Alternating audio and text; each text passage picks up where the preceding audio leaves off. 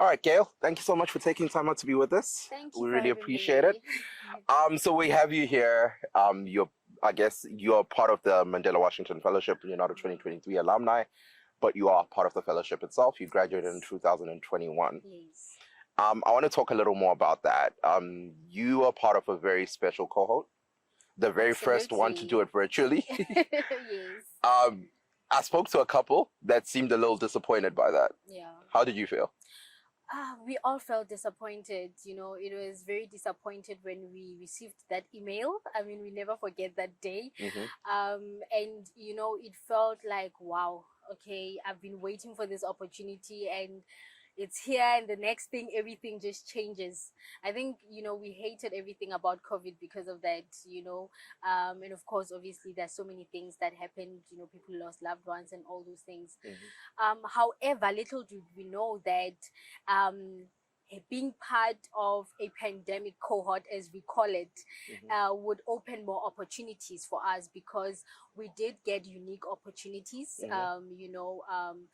as the cohort, and it really helped us to also, see it in a different view, and it taught us a lot about resilience, which is, one of the things that as young leaders we should develop and have. So for me, I look at it now and I'm like, okay, it was not really that bad, and now I can proudly say I'm a pandemic, A COVID baby. Yes.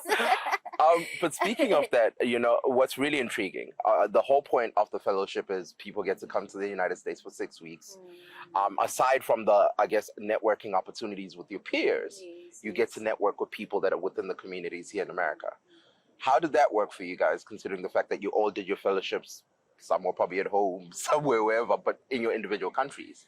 Sure. Unfortunately, it was a bit tricky. I remember even when we did the virtual summit, it was so difficult to move around. Everything was new that year. So even, the virtual lecturing and the training, the only thing we got that I can say, it was tangible, it was the training we got from our different institutes, because they did try their best to give us as much as they could, but it was a bit difficult to do the networking.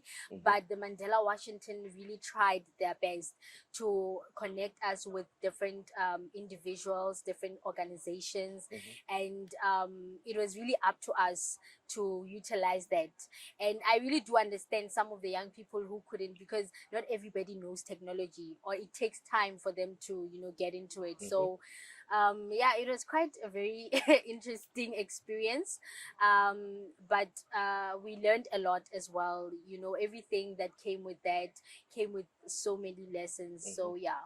Now, of course, while looking on the pandemic itself, you in South Africa, you guys had lockdown day after day after day after day. Yes. How do you then go about implementing the lessons that you learned on YALI, considering the fact that the lessons are supposed to boost your community? Yeah, How do you yeah. implement that?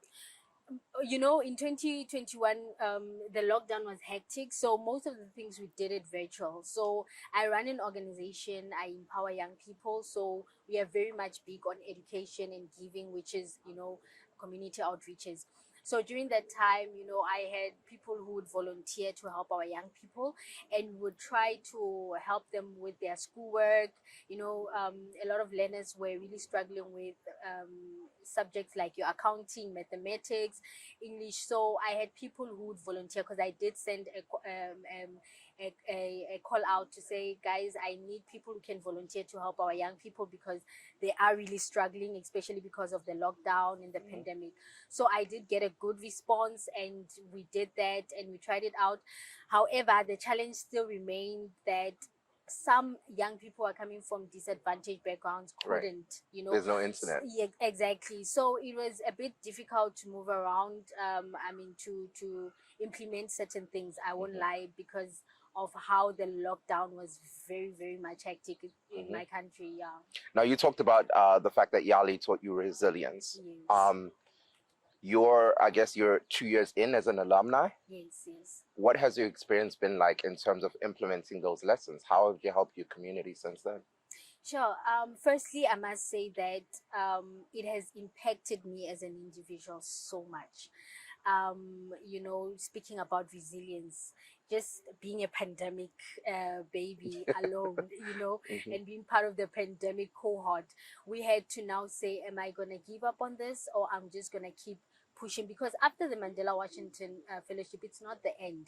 That's actually the beginning of more things. Right. So there are many activities that are offered. There will be grants that are offered to alumni who would apply for them, maybe to implement a project. So for me personally, I remember I applied for the Link grant, and after being part of the Mandela Washington Fellowship, I met quite amazing young leaders. One of them was a good friend of mine from Kenya. She lives with disability. However, her life, the way she does things, she's making an impact in her community, challenged me so much, and I fell in love with her. I fell in love with her work, and I said, how many young people in South Africa who are facing so many challenges because of being disabled. So after receiving a grant, I decided to do a project to empower people with disability, and for me, I think it really it gave me a different outlook, and the importance of inclusion, which when I observe in my country, that still need it, we still have a long way to go when it comes to that, because um, a lot of people with disabilities feel neglected. Right. Yes. So for me, I mean, it was that experience that made that impact in my life, so that I can be able to extend it to others. So now talk to me a little more about your work. All right, so like I said, I run a nonprofit organization called Girl with a Purpose Foundation. It's a nonprofit organization that aims to empower young people. So we do a whole lot of things. Like I said, we are big on education and giving. So we teach our young people the importance of serving. One of the things I learned from the Mandela Washington is servant leadership, which is something that Mandela always spoke about. That the greatest of them all is the one who serves. So we teach them servant leadership. We teach them, about skills development, the importance of, finding your skill and really being proud of that, because we have a lot of young people who are good at something, but those things are overlooked. If you are saying, I want to be on TV and do acting, your parent will be like, no, you have to be a doctor, you have to be a lawyer. Lawyer. Exactly. So now, the narrative has changed.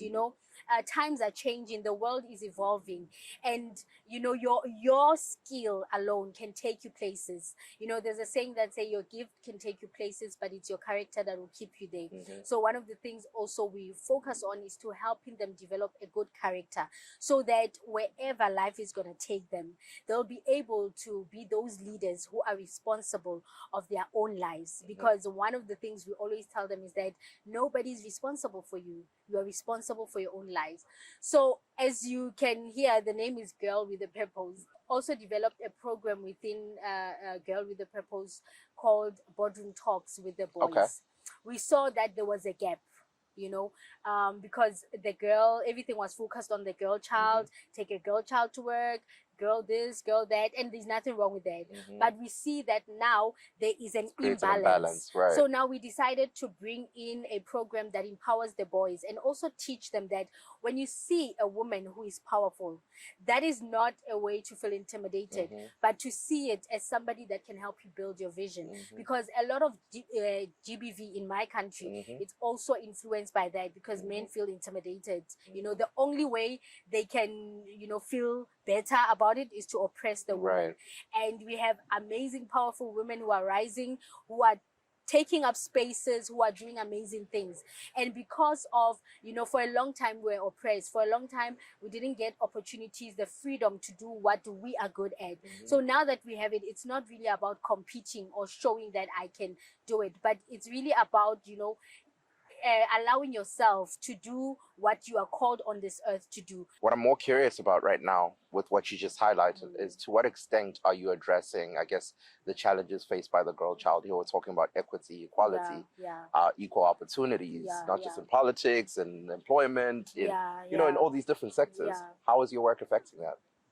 Sure. When we speak about equality, I remember I had a conversation back then with a friend of mine, and I was telling her about the work that I'm doing, what I'm trying to do with the boys. And she said something interesting. She said, You know what, Gail? One thing I've noticed in our country and maybe around the world is that with men, I'm not worried that my son is gonna struggle because, men, everything, Opportunities always come. opportunities are always there. Engineering, they consider men. Big positions, they consider men, even though a woman qualifies for it. So it makes it even tricky whereby, there are some women who would feel inferior at first, but now we are seeing women who are rising to say, I can take up that space. Unfortunately, but the struggle is still there, whereby they always consider the men for those positions. So now, when we are at an early stage where it's a boy child, we are empowering the different. girl, and then the boy child is here, and hence I'm saying I feel there's an imbalance, that needs to take place, and we need to also address the issue of equality, because I believe that communication, it's a very important tool. So when we speak and address these issues, it's gonna make it easy to say, hey, yes, the boy child feels neglected. However, moving forward, when they're now adults, men are given more opportunities than women, yet women are capable. What can be done? Because it's all about giving people a fair chance, because they deserve that chance. So yeah. Well, Gail, thank you so much for taking time out to be with Thank us. We you really so appreciate much. it. Thank you And so we're going to be much. watching your journey, yeah? Thank you. I appreciate it.